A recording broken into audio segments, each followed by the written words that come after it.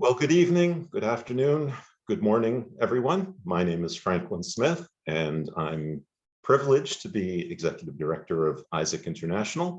And I would like to take this opportunity to welcome everyone who has already joined, and I see people joining as we commence. So thank you very much, everyone, for taking the time from your busy schedule to be with us for this 1 hour presentation. It is shaping up to be a very interesting presentation, as all of the material, hopefully, that we try as an organization to present. So hopefully we will be able to keep up with that track record. So tonight's webinar is part of the webinar series that we're privileged to work with our friends at USAC, the United States Society for Augmentative and Alternative Communication, and is entitled Uncensored AAC, Exploring AAC, Access to Profanity and Slang. So as I said, my name is Franklin Smith. I'm Executive Director of ISAC, and before I hand things over to my dear friend and colleague, Amy Goldman, who will move this evening's webinar forward, I just want to let everyone know that ISAC is hard at work, working feverishly towards being able to put on a very successful in-person conference in Cancun next year in 2023. We have some exciting news to update everyone on, and as those plans crystallize, we will be passing on that information as soon as possible. We are moving forward to that goal, and we are also working very hard at being able to present later this year some very interesting virtual content, and there will be, of course, information that we will release in the coming weeks and hopefully a couple of short months about that. So please stay tuned. And so at this point, because you didn't come here this evening to listen to me speak, but you came here to listen to our speaker, I am going to hand it over to Amy Goldman of USAC. Amy, please take it away. Okay, the first thing I'm going to do, good evening, everyone, is a commercial for our next webinar, which is June 22nd, Maintaining Communication Access, Encouraging Disaster Preparedness. And June, you may or may not know, is the beginning of hurricane season. So it is an apt title, even though it seems like disasters are upon us all the time. For example, the tunnel fire ongoing in Arizona. Anyway, to stay up to date with news, join us, follow us, and next slide, please. So USAC webinars are free for now, free for everybody. You can find the complete list of benefits on the USAC page. You can also go to ISAC, which is isaconline.org, because USAC, as you may know, is a chapter of ISAC, and ISAC handles our membership administration for us. Next slide, please. So a couple of logistics for tonight. Put your questions in the chat or in the Q&A, and when Hali pauses, I will read off some of those questions as time permits, and I may combine questions that are thematically the same. You can find archived webcasts on the link that's provided there. As I mentioned, the live webcasts are free to everybody, but if you want ASHA continuing education units, which are offered only for the live webcasts, there is no cost for USAC members. It's a member benefit. If you are not a USAC member, you can pay $25 for your ASHA CEU. And all of the information you need, including the CEU participant form and instructions, particularly if you are not a USAC member, are on the USAC webpage that is related to this webinar. So if you navigate to the right-hand column from the homepage, click on webinars, find the webinar for tonight. Complete the form, send it to Betsy, who is our Director of Education, and you only have a limited amount of time to get that to Betsy, so I encourage you to do it in the next day or two so you don't forget. So next slide, please. Well, damn, I'm happy you joined us tonight. And, you know, we'll be looking at a different meaning to the word cursor, right? Enough with my jokes. There is a caveat that there may be language and or visual representations that may be offensive. If you feel that you may be offended, then I suggest you sign off right now. But it's all in the purpose of education.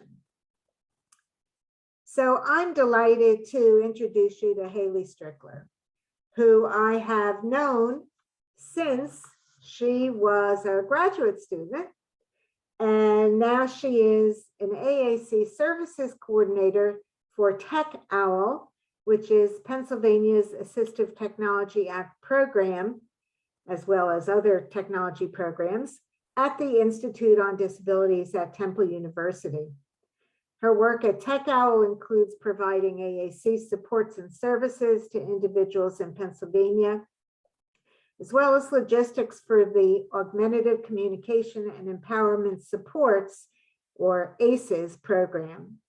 She received her Bachelor of Arts and her Master of Arts in Speech, Language, and Hearing Science from Temple.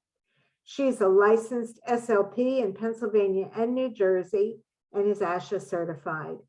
Her experience includes public schools and adult community-based settings. You'll hear from stories that were gleaned from those experiences and how she came to have an interest in this particular area. So without further ado, take it away, Hali. Hi, everyone. Thank you, Amy and Franklin, for getting started here tonight. As Amy said, I'm Hali Strickler, and I work at Temple University in Philadelphia, Pennsylvania. I am a speech language pathologist by trade, but I mostly do work in the AAC area. And I'm really excited to be here. And I'm so grateful and thankful for the opportunity to come here and share lots of spicy words and spicy vocabulary with everyone here tonight. So just my speaker disclosure, I am again an employee of Temple University. I also do private and contracted speech therapy work as well. Non-financial, I am a member of the American Speech Language Hearing Association and Special Interest Group, or SIG-12, and I have no other disclosures for now. So before we get started, just like the title of the presentation is, we're going to be talking about profanity and bad words, but we do have a couple learning objectives to go over to make this look a little more professional. So we're going to look at identifying at least 2 examples of age-specific taboo words and concepts for different age groups. You're going to be able to discuss 3 uses of profanity in social communication, and you're going to be able to compare at least 2 AAC devices and language systems, as well as their access to related symbols for taboo words. So these are just a couple of the things that I hope that you get out of tonight's presentation. Hopefully that there will be a lot more too that you'll get from this. So another content warning, and just for, a heads up, I do have another one later when things get a little more visually explicit. But for now, this presentation is going to discuss explicit language, sexual health terminology, as well as referencing abuse. So I do want to mention that swear words are going to be said, they're going to be read and shown on the slides, and use of profanity is a personal choice, and so are our boundaries. And that being said, my personal boundary is against using identity slurs, so I will not be using those words, and they will also not be shown on my slides as well. I will reference them as a concept though. And some words and concepts can be triggering, so please be mindful of yourself and your needs. If you need to log off to be safe, please feel free to do so at any time. So a little bit of an icebreaker. What is the best bad word that you know? Please, again, no slurs against any identity groups, but I'd love to hear if anyone has a good one. Put it in the chat. I'll give you a couple seconds. And make it as spicy as we can. We got bloody hell so far. Knucklehead, I think we can do better than that. Ass kisser, oh boy. Miss Susan, cock-sucking brother fucker, fuck a duck, fuckleberry, that's a good one. Oh, this is very spicy. Oh. We got a lot. Wanker, that's a good one. So thank you all for throwing those in, and you can feel free to continue to throw in any bad words throughout. I love these. And, technically Amy already beat us to the punch with that initial curse word, but I just didn't want to be the first one to say a bad word today. So thank you all for that.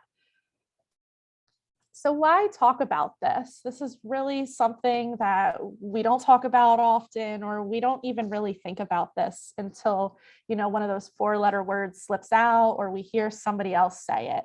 And most of us really do grow up being told to, quote, watch your mouth, or that's a bad word. We don't say that. I know I was one of those kids. I was always told to watch my mouth. But here I am now doing this. So when it comes to taboo language and concepts, there's really a lot of nuance and contributing factors like societal and personal beliefs. So these are really going to help us decide what is taboo or profanity, what's okay or not okay to talk about. But it really, again, depends on the person and their choice of words. Profanity use is a personal choice. Word choice is a personal choice. And the ability to say what we want without somebody else deciding for us is a part of communication. And communication is a human right. We all have that right to express ourselves. Of course, that doesn't mean that there aren't sometimes consequences to the things that we say, but as a person, we should still be able to say them.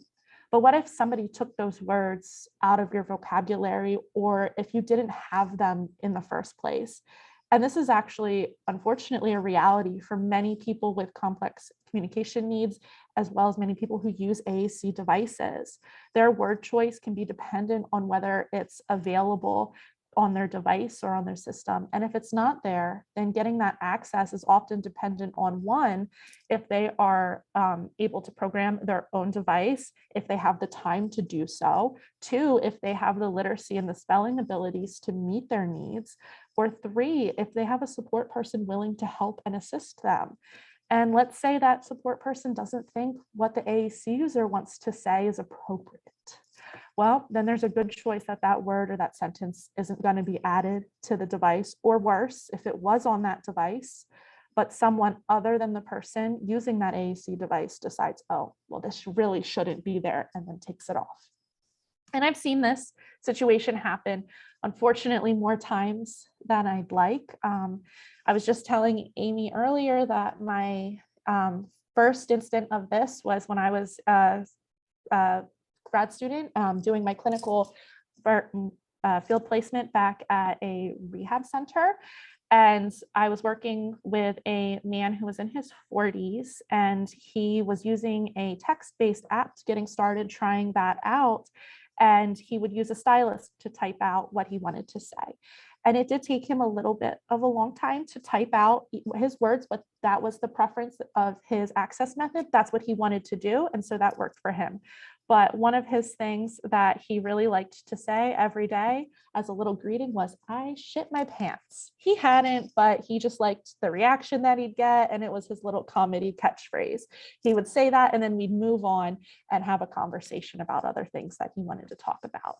And one day I suggested, "Hey, Mr. So-and-so, why don't we maybe try out having a pre-programmed button so it can be, you can get your, your joke in quicker, and then we can talk about other things," because sometimes it would take him a while to type and we wouldn't have that much time to have a really detailed conversation.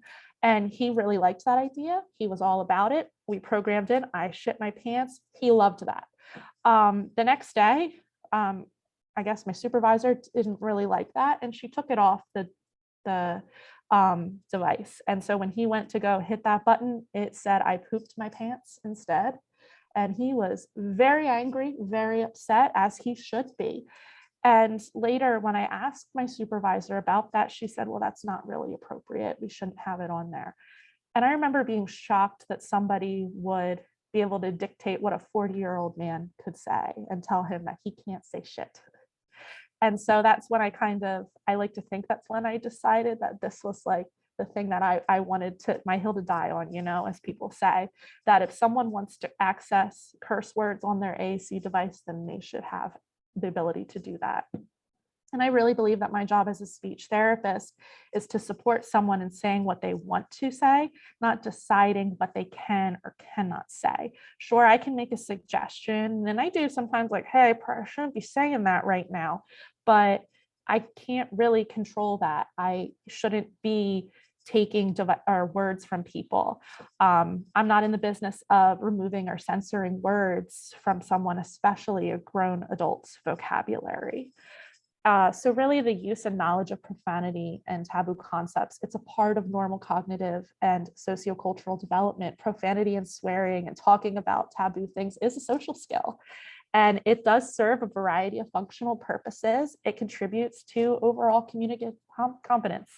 And this is something that's going to develop, and it's going to change over a person's lifespan.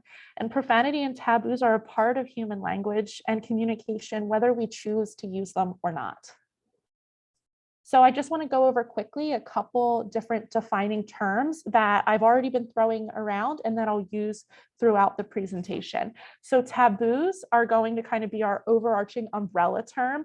And so these are topics that are going to be considered socially unacceptable by a particular group or people, community, or culture. So again, I'm using this as an umbrella term, but just keep in mind that taboos don't necessarily have to be swear words. They can also be topics that aren't appropriate for all conversations. So for example, like talking about sex or going to the bathroom in super great detail is probably going to be taboo in most circumstances.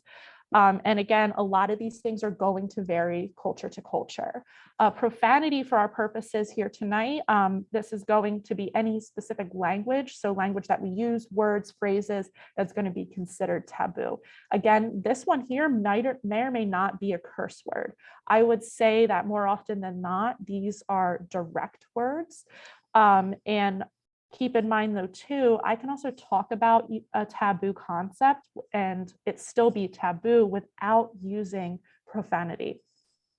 Swearing and cursing are going to be considered an offensive or taboo word like in themselves. So these are going to be considered profanity. In English, they're going to be what we usually think of as those 4-letter words that get beeped out on TV. And then expletives, these ones are usually like exclamations or interjections. And sometimes they're a curse word, sometimes they're not. So if I say something like, "Oh, damn it," that's going to be considered a swear word and also an expletive. Like if I dropped something, "Oh, damn it." But then if I was like, "Oh, shucks," most people probably aren't going to consider that one a swear or a curse, but it's still going to be an expletive depending on how I use it. And then last on this list, I have slang. So this is going to be informal language that's used by a particular group of people. And sometimes these words and phrases can be considered taboo, and sometimes they can consist of profanity and sometimes not. So slang is also considered less stable than swears or curses. And it oftentimes we consider it more like trendy language within a particular group. But overall, the big takeaway here is that there's lots and lots of different terms, and they all tend to have a little bit of overlapping features. But that being said, that I will probably use a lot of these words interchangeably throughout the presentation, but it's good to just have these definitions to keep in mind. And before we go more in depth into the development of profanity, there are a few little disclaimers. So first off, the research in this area is extremely limited, and most of it is based on mainstream American English. It's also important to keep in mind that there are a lot of discrepancies in what's considered taboo or profanity. Again, this is based on cultural, community, and even personal beliefs and like expectations of what's considered appropriate. Taboo language too is a personal choice. I'll keep kind of mentioning that personal choice, personal word choice, things like that as well. So not everyone is going to have the same feelings or expectations about these certain concepts too. So what I consider taboo or profanity probably isn't the same as half the people here, or, you know, vice versa too. So again, keep in mind there's individual differences within this as well. Some taboo concepts and words are going to be acceptable to talk about in certain situations. For example, if I'm talking about sexual health, sexual anatomy, and using words like penis and vagina, that's going to be appropriate with the doctor, or maybe even with my partner as well. But it's not necessarily going to be the most appropriate thing talking to a random neighbor across the street. They're probably going to look at me like something's going on. And also certain words and topics are going to be more offensive than others. So keep in mind that some of these words can do a lot of damage and be extremely offensive, but you can also do a lot of damage and be extremely offensive with words that aren't considered profanity or swear or curse words as well. And then just a little fun fact is that swearing and cursing don't necessarily exist in all languages. All languages have a way to kind of express these type of things in these topics, but they might not do it in the way that standard American English does. So that's a fun fact too. So regulation, profanity has historically been regulated. We often think that there's that list of however many words that get censored and beeped out on TV, but fun fact, that isn't actually a straightforward like official list. It's just more of something that's kind of been accepted in American society. So in the United States, the Federal Communication Commission, or the FCC, regulates obscene, indecent, and profane broadcasts. And this is really often sometimes like what is considered obscene or indecent or profane. It really is up for debate in a lot of cases, and it can lead to a lot of gray area type discussions. So this, of course, has then led to a lot of Supreme Court cases about what is considered profanity. And two, that many of the words that we used to have censored on TV during, say, normal broadcasting hours are now no longer beeped out. So societal expectations do change, of course, as does language along with it. So what makes a word bad? So there's lots of different factors that the researchers say contributes to making something a quote bad word, but these factors are going to depend on what that language is. So one thought is that it might depend on the number of syllables or the type of sounds in a word that makes it bad.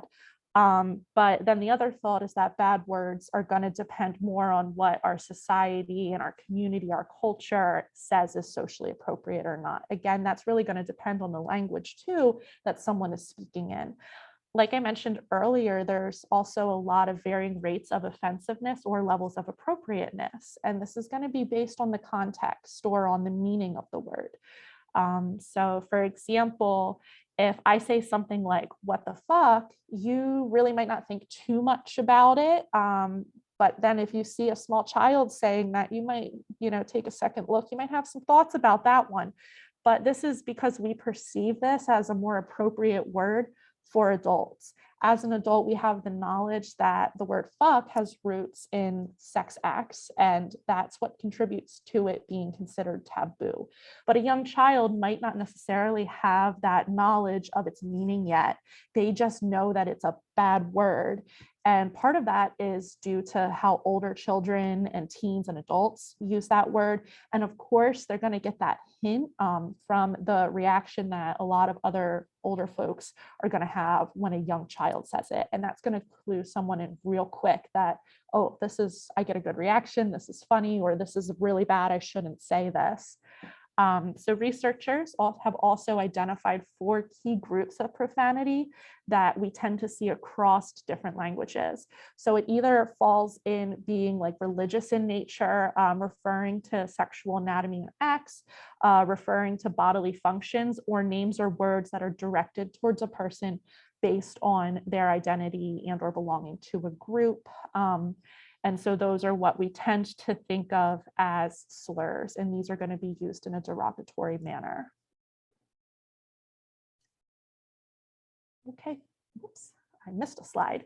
So if we know that these words are bad, then why do we even say them? So here on the slide is just a couple of the reasons that they tend to talk about in the research about profanity and swearing. We can use these to express negative feelings. We can use them to react to pain. And in fact, it's been shown that swearing when you're in pain is actually going to make you feel better. So that gives you an excuse to drop those F-bombs the next time, you get a paper cut or you have a headache. It should help you feel a little better. It's also been shown that people use swearing to gain attention sometimes. We use it for humor. I tend to find things funnier if it's on the spicier side. We do use it to relate to peers and for social reasons. And for example, kids are really going to learn curse words from peers too, and they use them more often to fit in within their social groups. We see that a lot. It can be used for name calling, insulting somebody. We can use it to emphasize something like, I can't even think of one, like, but you know what I mean when you see it. I can't think of it. I might be like, oh, fuck yeah, something like that. We also can use it too as part of casual conversation habits. I know that I tend to be one of those people that drops a casual F-bomb into my conversations. That's something that I probably should try, a habit I should try to break, but that's something that I do. And some of us all have that little catchphrase that we might use, and it may or may not contain some profanity. And cursing is really common. And it's actually more common than we tend to think too. There was a research study in 2003 by Mel and Penny Baker, and that shows that a lot of what we say really consists of things like high frequency words, or in the AAC world, how we refer to it as core vocabulary. So things like articles and prepositions, different verbs, emotion words. Again, things that we refer to as core vocabulary do make up a fact of what we say every day. But then when I look at that data set, there was something really interesting about it. I see, again, lots of core vocabulary. But then when we look at the data for our first person plural pronouns, so things like we, us, and our, that makes up about 1% of speech.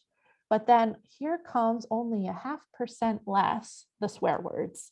So we really don't think that, at first glance, 0.5%, that's not a lot.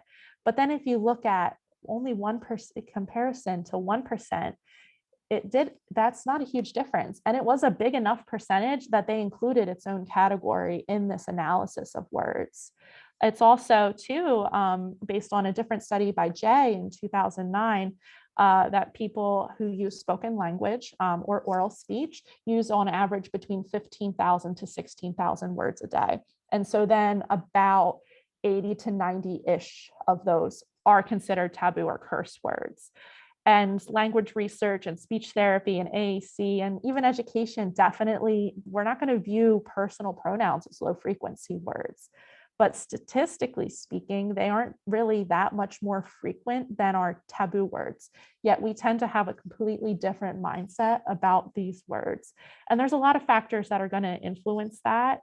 And so this is where that personal and societal biasing might come into play. And now I'm not suggesting that swear words must be considered as important as other core words, but they do really show up quite frequently in spoken language. So this kind of information does add a lot of evidence to the argument that these types of words should be considered as important enough to include in AAC systems from the get-go.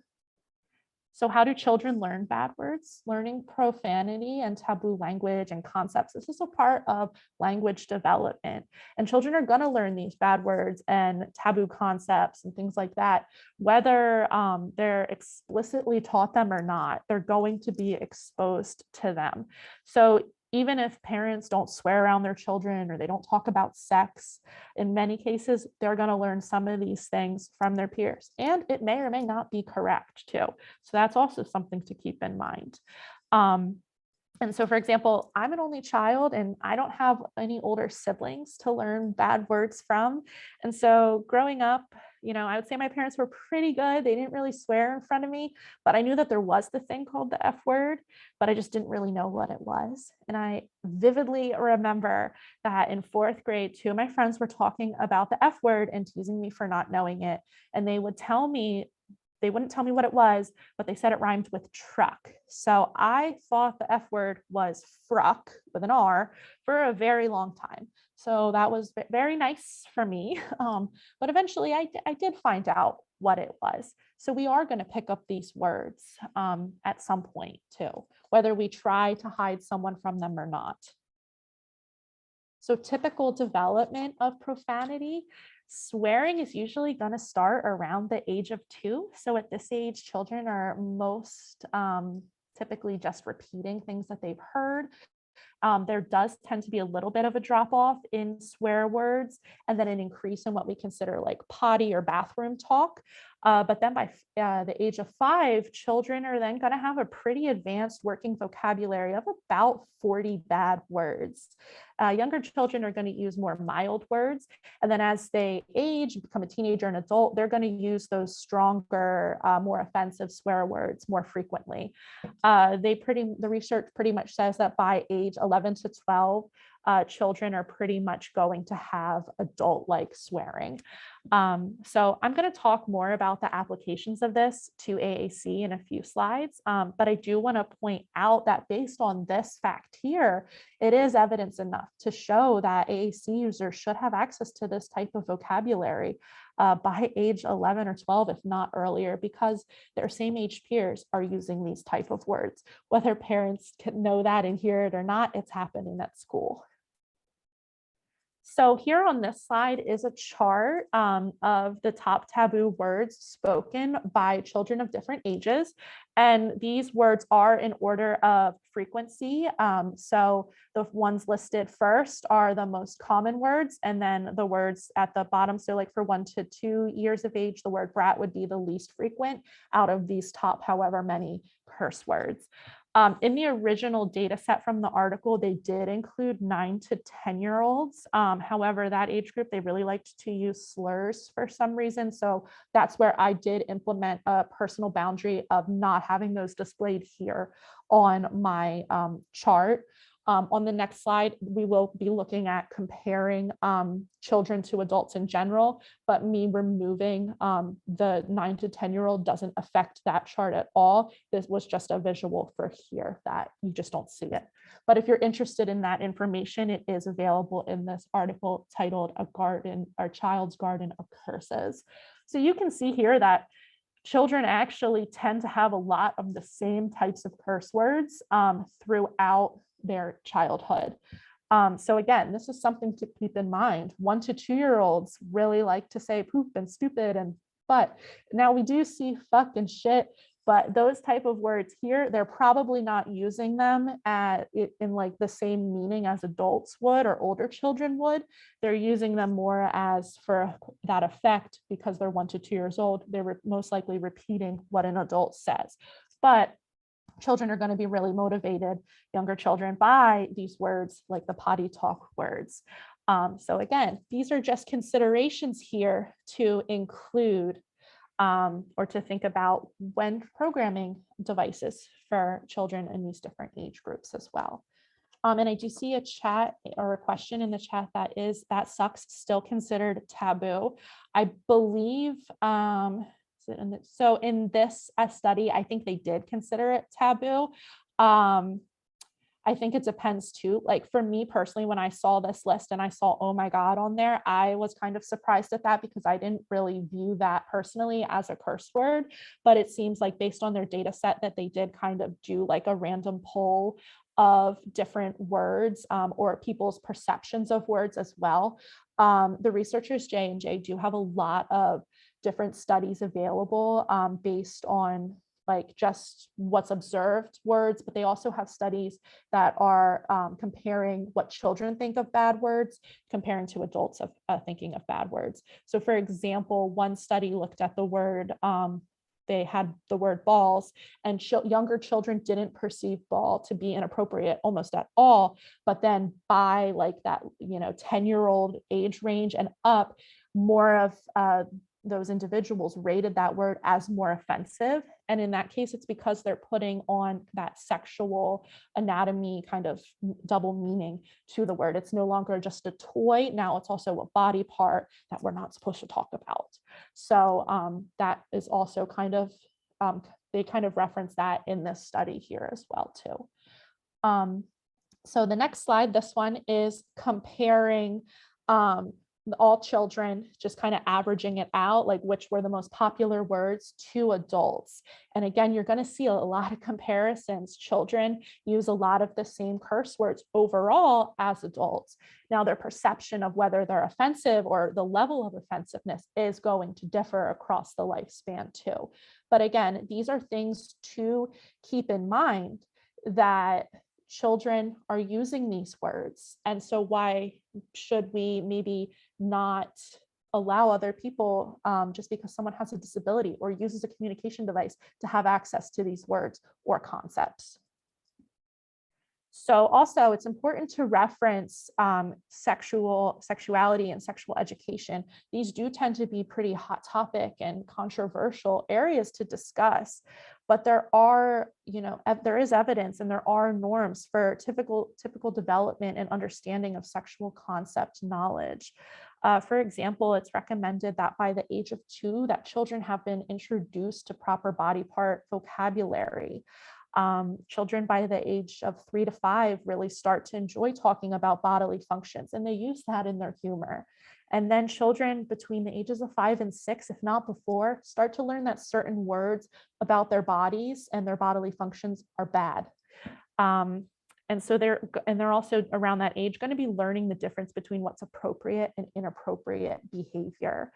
And then around 7 to 9, most children are going to view the majority of sexual vocabulary as bad words.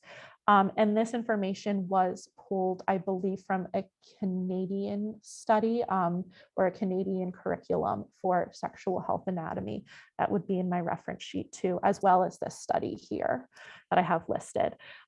So based on a lot of this normative information, there is a case to say that AAC users really should and they must be given access to these words, especially words for sexual anatomy from an early age. If their peers who use spoken language or oral language have access to these words, then an AAC user should also have equal access. But most of these devices, and as we'll see later, even for adults, if they're marketed or the programming is set up for adults, they're not necessarily going to have those proper names for words or things like penis or vagina automatically programmed into vocabulary sets. A lot of times someone has to make a conscious effort to program that into the device or the system.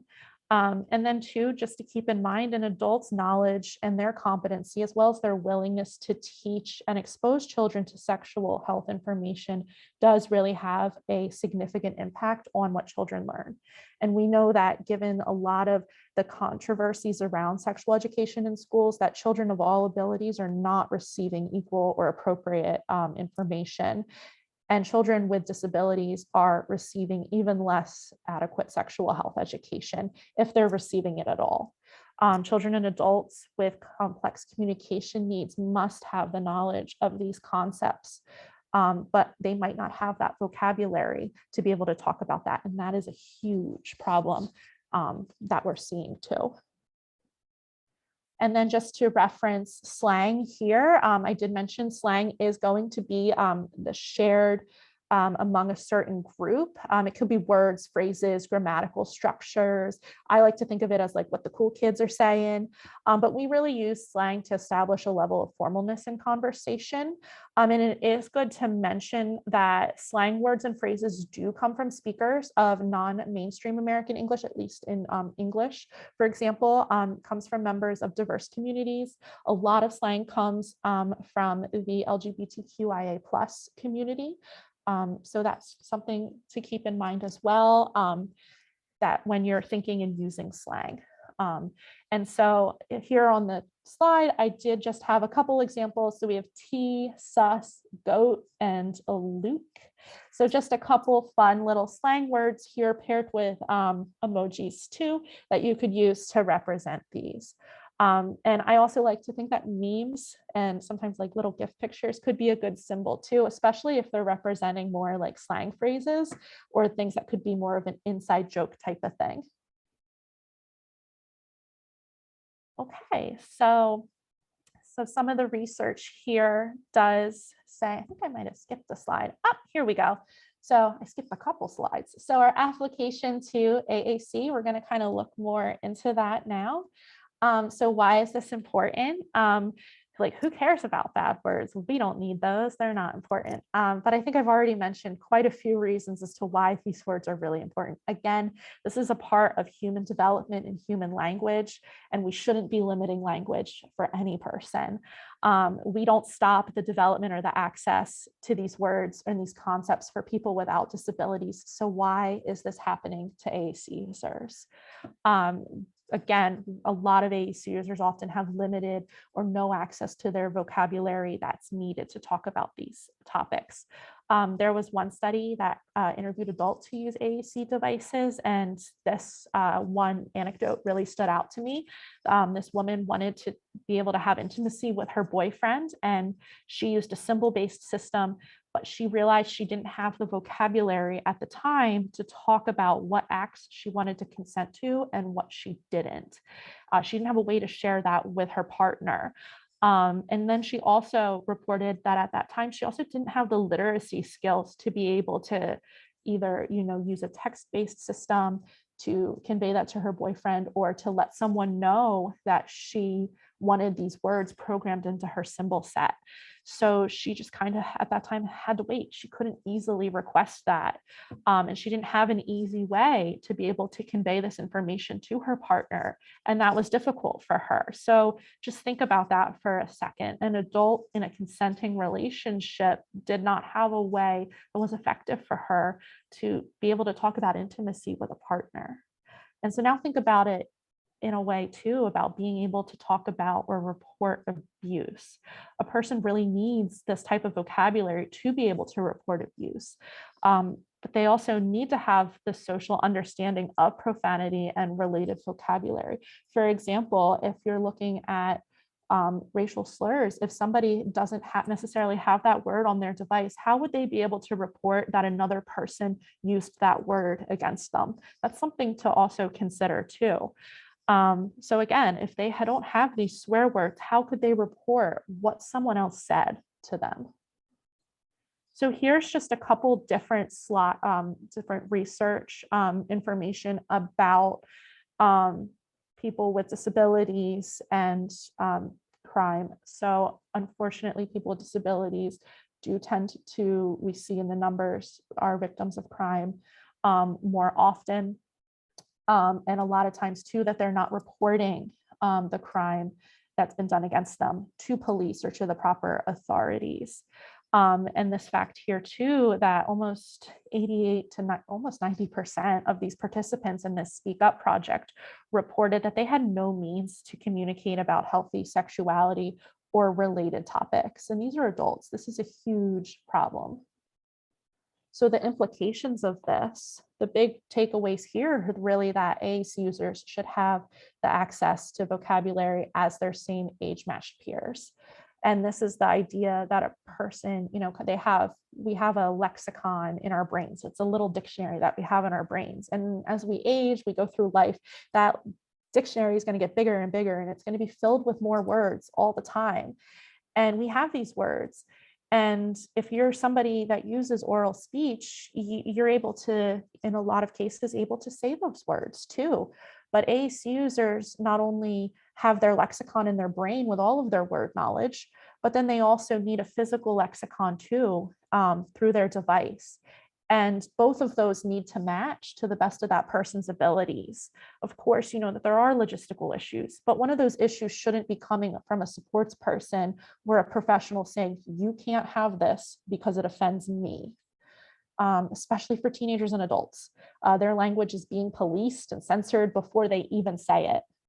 And access and use are two completely different things. Access to extended vocabulary, including profanity, sexual vocabulary, slang. These are really important tools for self-expression and self-identity. And these words can be empowering and are an important personal decision on whether you use them and how you use them. So again, remember, word choice is a personal choice. And if an adult is not allowed to have, say, shit on their communication device and is only given access to poop, that's not respecting that adult's autonomy or respecting the fact that they are an adult and that they are able to make that personal word choice and deal with the consequences of that word choice as well. And so again, AAC users should have that right to make those personal decisions themselves.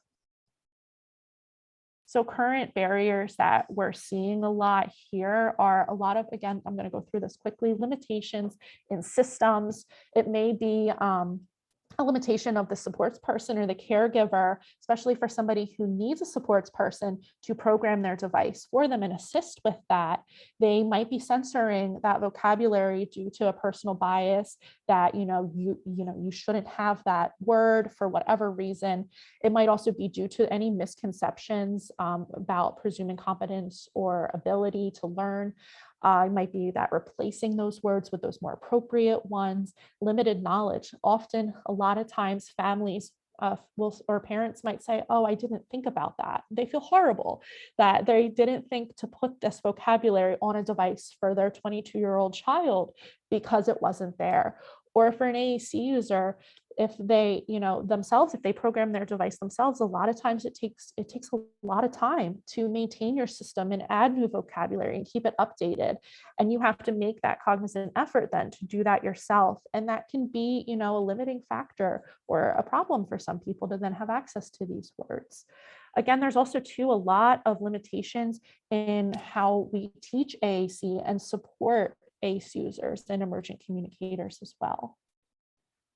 So this is a really cool study that looked at the perspective of teenage AAC users, and a lot of them reported that it was necessary for them to have access to slang and curse words, that they wanted that. But they also then reported too that there was a lot of limited control and little autonomy for them being able to program their device themselves.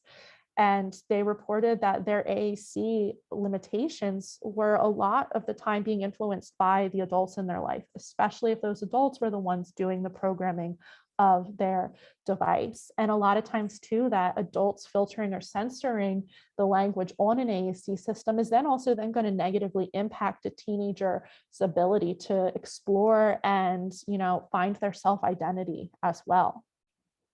So here on this slide are some examples of the words that teenagers reported in this study that were super important to them. So here we have some good ones. We have, curse words, we have fuck, piss off, all kinds of different words that they reported are really important for them. And I want to shout out Donnie Denome here. I just wanted to share this really important quote from them, that age, disability, and the discomfort of others are not reasons to deny someone the vocabulary they desperately need. Donnie has written an amazing blog about this topic here. The link is included on the slide as well as in my references. I highly recommend that you take the time to read this article for the perspective of an AAC user on this really important topic. So how do we support vocabulary? Well, we can really provide access to those words based on that person's age group. So if you think back to that chart that I showed, we can include age appropriate curse words on those, or, you know, if the family's using those kind of words, we can provide access to those words too. We can use that potty talk type of vocabulary. That's very engaging. That's motivating. What, you know, 3-year-old doesn't want to talk about poop and farts and things like that. They think that's funny. They should have access to it. Of course, we also want to make sure that someone's communication system does provide the names of the proper names for body parts too. This is important for medical purposes or for your hygiene, your self-care needs. And again, it's also important for that reporting abusability. And we do want to make sure too that we are including terminology for gender identity, sexual orientation, as well as healthy relationships. Again, and somebody's AAC is their voice, and this is their lifeline to be able to talk about their identity, as well as find themselves and explore their identity. And we see teenagers and young adults, as well as, you know, anyone throughout their lifespan is finding themselves and exploring themselves, and they should be able to have the words to talk about that and talk about who they are. So wrong word, wrong time. As a speech therapist, I get this kind of question a lot. Well, what happens if they say, I don't want them saying this bad word, you know, at the wrong time? And I'm like, who cares? Sometimes, you know, we all curse on accident sometimes, or, you know, sometimes on purpose, and we pretend it's an accident. So I like to say, why should somebody that's using a device be viewed any differently than someone who's using their oral speech? If you're going to be swearing in the middle of class, you're going to get in trouble, whether you shouted it out with, you know, your voice, or you pressed it really loud on your AAC device. You know, you get in trouble. You used a bad word at the wrong time. And it's also, we shouldn't be denying somebody the ability to learn those taboos and swearing etiquette. That's an important part of language development. I also too get the question, well, how do I respond when they say something to me the same way you'd respond to anyone else? You know, I've had people tell me off a lot, you know, clients, people I've worked with, and that's okay. They can tell me off. I'm going to be mad, and I might tell them off right back. But that's the way it works when we're using these type of words. So availability and access. We are going to look at some screenshots from some popular AAC apps. Of course, this isn't all of the AAC apps or AAC language programs out there. This is just a few, just to look at some examples of swear word page sets, as well as sexual vocabulary page sets that are readily available. Again, I want to give another content warning too. On the next few slides, we will have explicit language as well as explicit imagery. So there's going to be symbol line drawings of reproductive and sexual anatomy. So if this is not something that you're comfortable with, please do feel free to, you know, minimize the Zoom screen over the next few slides, or feel free to exit. So here we just have a screenshot of the swearing vocabulary set that is in TouchChat. So this is the multi-chat 15 for adults. So you see here that, again, a lot of these slides are just like the default, what I get without any pre-programming to the device. If I had to do any extra steps or programming to get the example that I wanted to show, the slide will say with edits up in the title. But you'll see here too that some of the swear words, it's awesome that they're here, but on the display, they're a little censored. So here is TD Snap. This one does have a lot of access built in to sexuality type topics and phrases. So this is all built in automatically in the TD Snap, and they have that built-in topics page, as well as a list for words to talk about sexuality. So this is pretty good. It does have some inclusive language. Of course, it could be a little better and more representative for different communities. But, you know, we have a symbol for watch pornography, have sex. So there, as well as talk about STDs. So that is pre-programmed here. So that's just kind of something to think about with this app. And then TD Snap does also have the ability to add swear words kind of automatically. They have the built-in symbols in the system. So for this page, I did create a swearing topics page and then started to just fill in the blanks with the different swear words here. But then the pictures did pop up, so I had those pictures to add. Proliquo to Go has recently made changes to their vocabulary for genitalia, sexuality, and intimacy. So here on this slide is their announcement post from that, as well as the links to articles written about that. There's the article to how to actually do it step by step, as well as another article written by Donnie about using these type of symbols. So here is just kind of a generic screenshot of Proliquo, downloaded, no additional like any fancy programming, but I did add these types of words. I added penis, vagina, and breast just to show that you can add these words now. I mean, you could always have them, but now the images are more easily accessible within Proliquo to Go. But these are vocabulary words that when you automatically download it, they're not there. You have to add them yourself. Next up is Grid for iPads. So we're going to look at two different vocabulary sets from Grid. So the first is VocoChat. They do have built-in swearing. So the first picture here on the left is the button to access the swearing folder. And then they have a couple of swear words that are automatically pre-programmed into the device. So you have shit, fuck, and crap. Those are pre-programmed, ready to go, and room for a whole bunch more spicy words. VocoChat also has body part vocabulary pre-built in. I have two different versions or screenshots of the same vocabulary page. However, the one has the censorship. So there is a built-in feature to have the explicit imagery be censored or not.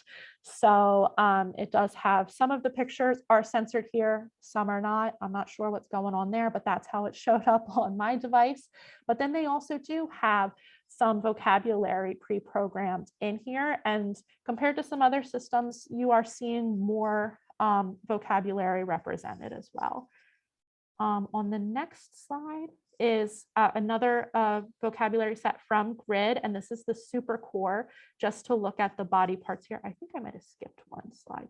Here is their version of swearing on super core. So again, shit, crap, fuck, and damn. They have swearing automatically built in to the adult vocabulary set. And then super core, this is the body part vocabulary built into SuperCore. Again, you can have the censorship image feature. You can have that turned on and it'll kind of blur out some of those pictures. But then you also, if you have the pictures available, you have that feature turned off, you can see all the different symbols here. And for, again, a built-in system, this is a pretty robust vocabulary. I would say that there's some more vocabulary here than I remember in my sexual health handout in high school. So I think that, this is pretty good. This is a good start. So the big kind of consideration here is that a lot of the apps, don't necessarily have a lot of this language readily available in them, but it's coming. So we're starting to see more and more of these companies and these AAC app makers start to include this vocabulary. They're listening to the AAC community and AAC users and starting to put that vocabulary on these devices.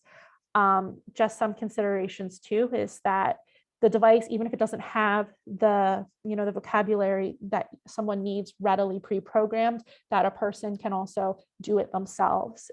Yes, that does take time, but if that person wants and needs that information, that they should be able to have access to it on their device. So a couple quick, what can you do now? Self-advocates, speak up about the importance of this vocabulary, talk about your rights to be able to talk about what you want, and advocate for others too, to be able to have access to this vocabulary. And of course, identify words and concepts that are important to you. Create those slang and profanity and sexuality pages. Your device is your voice, so you should feel free to do with it what you will. And I'll make sure that you do have vocabulary to report abuse or to support someone else who might be going through something. Family members and supports persons, make sure that when you're supporting an AAC user that you're considering age appropriate vocabulary and that you're giving them the vocabulary that they want to use, not what you think they should have, and help them program that into their device. No judgment, especially when you're working with adults, that they have the right to talk about those things.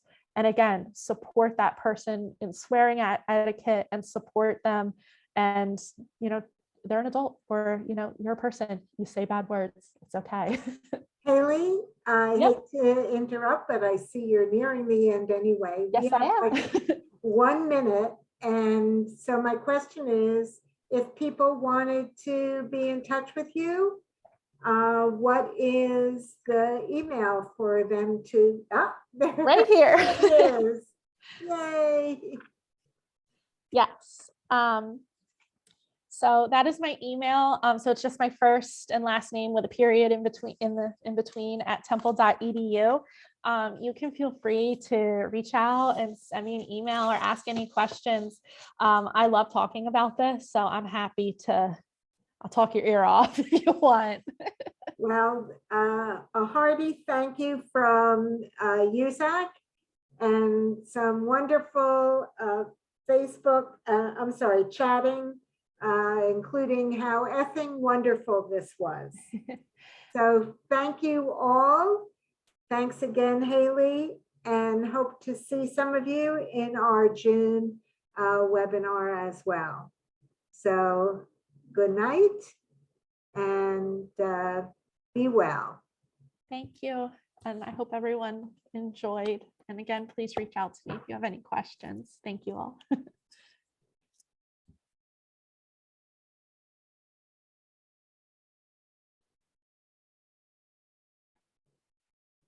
Great job. Great job.